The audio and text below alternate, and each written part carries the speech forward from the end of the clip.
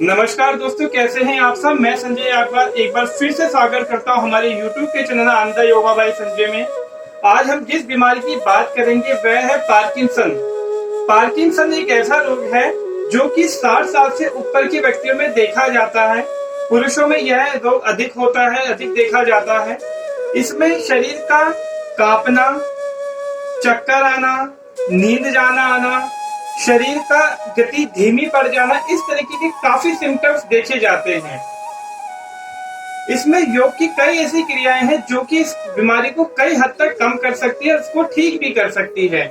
तो जैसे कि मैंने बताया कि 60 साल से अधिक उम्र के व्यक्तियों में यह होता है कि अगर आप देख रहे हैं कि व्यक्ति सही रूप से खड़ा है कि ठीक है वह क्रिया कर सकता है तो ठीक है, नहीं तो उसको सहारे के साथ इन क्रिया को कराया जाए कि जो हमारे योग के इंस्ट्रक्टर जो साहब वहां पे रहेंगे वह इन्हें पकड़ के इन क्रियाओं को कराएं।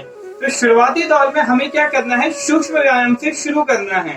सूक्ष्म व्यायाम में दोनों हाथों को कमर पे रखते हुए हमें अपने पैर के एड़ियों को पहले ऊपर, फिर नीचे, ऊपर, फिर नीचे, ऊपर, फिर नीचे, इस तरीके से 5 से 6, 7, 8, 9, 10 इसकी गति को, अब इसकी जो गतियां से बढ़ाते रहना है। ठीक है, तो इसके बाद हमें क्या करना है, हाथों की क्रियाओं को, उंगलियों को खोलना, बंद करना। काफी इसमें देखा जाता है कि हाथों में कंपन रहती है, हाथ कांपते हैं, लिखने में, कुछ चीज उठाने में शरीर का हाथ जो है कांपने लगता है। तो इसलिए हाथों पे इसकी क्रियाएं करवानी है हमें। ठीक है, ये सारी सूक्ष्म क्रियाएं सारी करवानी है, जैसे shoulder rotation, clock anti clock, neck का ऊपर और नीचे धीरे धीरे, पर क्रिया रहे कि क्रियाएं बहुत धीरे धीरे करवानी है। ठीक है, तो 10 से 15, 15 से 20, इस तरीके से धीरे धीरे उनके आवृत्ति को बढ़ाते रहना है।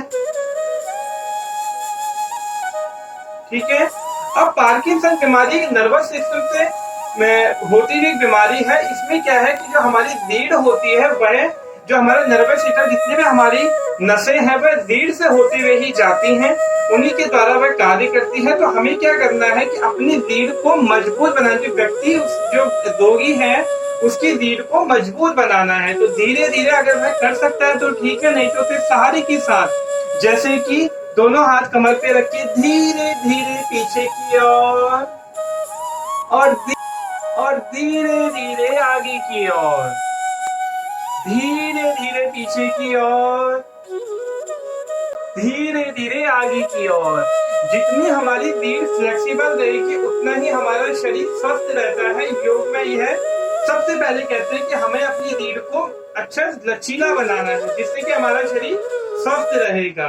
ठीक है, एक क्रिया ये हुई। दूसरी क्रिया हमें ताड़ासन की मरीज को करानी है, रोगी को करानी है। ताड़ासन की पहले 20 सेकंड से शुरू करें, फिर 20 के बाद 30 सेकंड, 40 सेकंड, 50 सेकंड, इस तरीके से बढ़ाते रहना है टाइमिंग को। धीरे धीरे वापस, अगर इन केस मरीज खड़ा नहीं हो पा रहा, एक साथ नहीं कर पा रहा, तो उसको धीरे धीरे कि हमने उठाया और वापस, उठाया और वापस। क्या है कि हमारी जितनी भी नसें हैं, 72,864 नाड़ियां योग में कही गई हैं, हमें उन्हें मजबूत बनाना है। किसी प्रकार की उनमें समस्या आई है तो उसको ठीक करने के लिए हमें थोड़ा सा शरीर को खिंचाव वाली क्रियाएं करानी जरूर है। ठीक है, और अगली क्रिया क्या है, पेट के बल लेटने की। पेट के बल करने वाली क्रियाएं। तो पेट के बल में क्या करना है कि जमीन में किसी आसन को बिछा लें और धीरे से इस तरीके से। ठीक है, तो अब हमें करना क्या है कि दोनों हाथों को पीछे रखकर दोनों हाथों को इस प्रकार लॉक कर लें और आगे से सांस भरते हुए पैरों को और गर्दन को ऊपर की ओर उठाएं और यहाँ पे कुछ देर रुकने के बाद धीरे से वापस, फिर ऊपर, फिर धीरे से वापस। इस क्रिया को करना है। दूसरा, धीरे धीरे धनुरासन,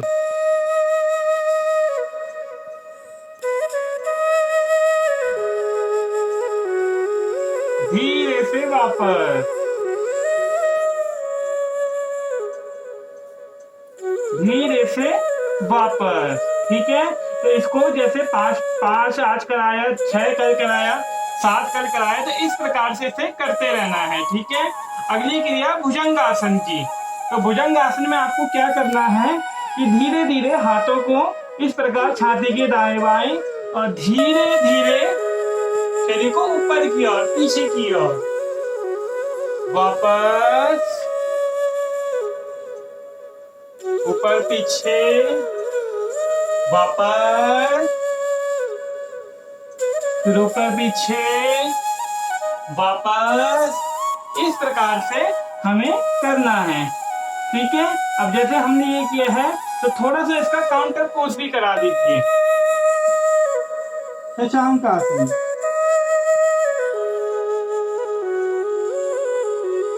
ठीक है, अब जब हमने शशांक आसन करा दिया तो अब हमें क्या करना है, कैट पोज। सांस भरते हुए गर्दन ऊपर, कमर नीचे, और सांस छोड़ते हुए गर्दन नीचे, कमर ऊपर, लगातार।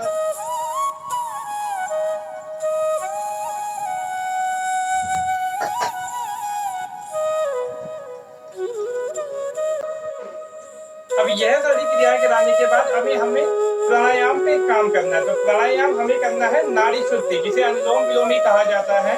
तो उसके लिए हमें कमर गर्दन को सीधा रखना है कि अगर कोई मरीज कमर गर्दन सीधा रखने में दिक्कत हो रही है तो उसको आप दीवार के सहारे भी इस तरीके से कमर को सीधा करवा सकते हैं। ठीक है, तो उसमें हमें सबसे पहले प्राणायाम मुद्रा, पहली 2 उंगली अंदर, आखिर की 2 उंगलियां सीधे, अंगूठा सीधा। अगर प्राणायाम मुद्रा लगाने में थोड़ी दिक्कत हो रही हो तो हम इस प्रकार भी कर सकते हैं। ठीक है, कि पहली और आखिरी की दोनों उंगलियां सीधी, बीच की उंगलियां इस प्रकार से दोनों मिली हुई, अंगूठा बिल्कुल सीधा।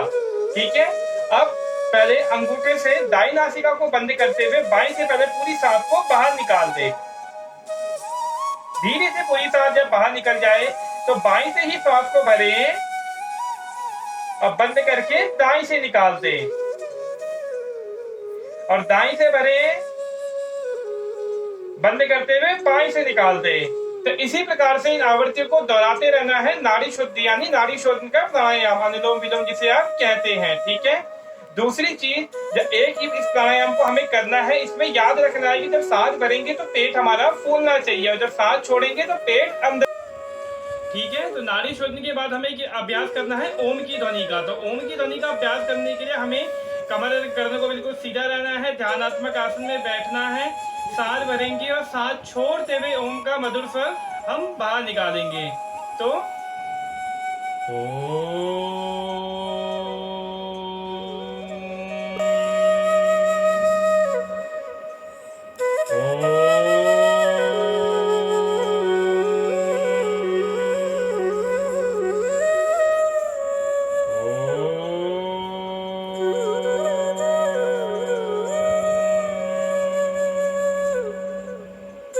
इस तरीके से 5 मिनट तक आपको ओम का अभ्यास कराना ही कराना है। तो जिससे कि क्या है कि जो हमारी 72,864 नस नाड़ियां हैं वह प्रभावित होती हैं और इस रोग में बहुत जल्दी मरीज ठीक होता है। तो आशा करता हूँ आपको ये वीडियो पसंद आई होगी, और अगर वीडियो पसंद आई तो चैनल को लाइक, सब्सक्राइब और शेयर जरूर करें। धन्यवाद।